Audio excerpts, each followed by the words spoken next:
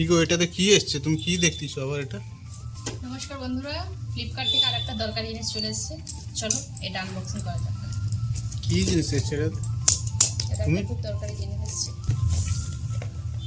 দেখো, আচ্ছা, room spray. স্প্রেটা। কি কালারে মাগিয়েছো দেখো।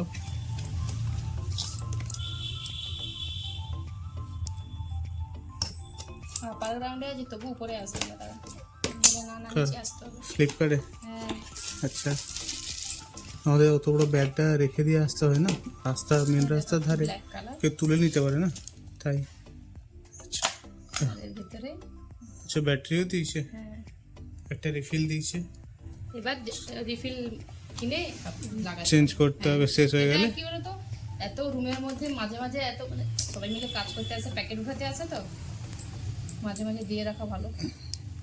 হ্যাঁ, আর সবসময় হাত দিয়ে স্প্রে করতে হয়, তার থেকে এটা দিলে আমি একটা টাইমিং সেট করে দেবো, একা একা স্প্রে হতে থাকবে, হ্যাঁ, রুমটা একটু সুগন্ধ থাকবে, সবাই আসলে একটু ফ্রেশ ইয়ে হয়ে যাবে। চলো সেট করা যাক। হ্যাঁ, এটা সেট করে যাচ্ছে। টাইমিং ফিক্স করার জন্য 10 মিনিট, 20 মিনিট, 40 মিনিট, এটা এখন অফ করা আছে। তো এইভাবে আর লাগাবো, এটা এখানে লাগিয়ে দাও, না, উপর করে লাগাবো, এখানে আরো উপরে। এখানে। তো এটা টাঙানো হয়ে গেছে এখানে। কেমন লাগছে অবশ্যই জানিও। আর এই ফটোটাও টাঙানো ছিল, এটাও টাঙানো হয়ে গেছে, দেখো। আর 40 মিনিটে এটা ফিক্সড করা হচ্ছে, 40 মিনিট অন্তর অন্তর এটা স্প্রে হয়ে যাবে। এর সুগন্ধটাও খুব সুন্দর।